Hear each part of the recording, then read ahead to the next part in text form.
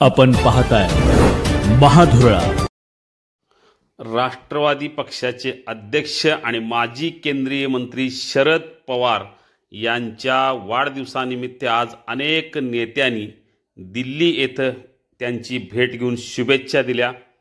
अगदी सकाळी अजित पवार, महाराष्ट्राचे उपमुख्यमंत्री अजित पवार यांनी शरद पवार यांची भेट घेऊन त्यांना शुभेच्छा दिल्या। दिवसभर अनेक मोठ्या नेत्यांनी, बड्या नेत्यांनी शरद पवार यांना शुभेच्छा दिल्या, पण सायंकाळी देशाचे गृहमंत्री अमित शहा यांनी शरद पवार यांची भेट घेऊन त्यांना शुभेच्छा दिलेल्या आहेत। गेल्या विधानसभा निवडणुकीत अमित शहाच नव्हे तर भाजपने शरद पवार यांच्यावर मोठ्या प्रमाणात टीका केली होती।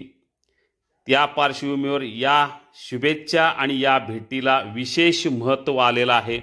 गेले काही दिवस भाजप लोटस चा प्रयोग सुरू केलेला आहे। त्यामुळं गेले काही दिवस महाराष्ट्रातील काही खासदारांना फोडण्यासंदर्भात भाजपच्या हालचाली सुरू होत्या। या सगळ्या पार्श्वभूमीवर आज अमित शहा यांनी थेट शरद पवार यांच्या निवासस्थानी जाऊन तिथे भेट घेतली, त्यांना शुभेच्छा दिलेल्या आहेत। भाजप आणि राष्ट्रवादी शरद पवार गट यांच्यातील हा नेमका कोणता संदेश दिला जाऊ शकतो?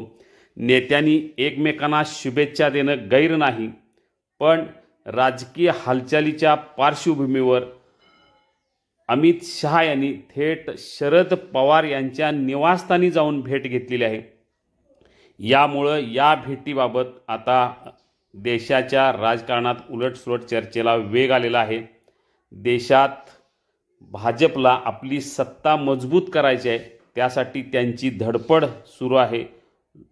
याच धडपडीचा एक भाग म्हणून शरद पवार यांच्याकडे असलेल्या खासदारांना आपल्यासोबत घेण्यासंदर्भात ही भेट असल्याची चर्चा मात्र सुरू झालेली आहे।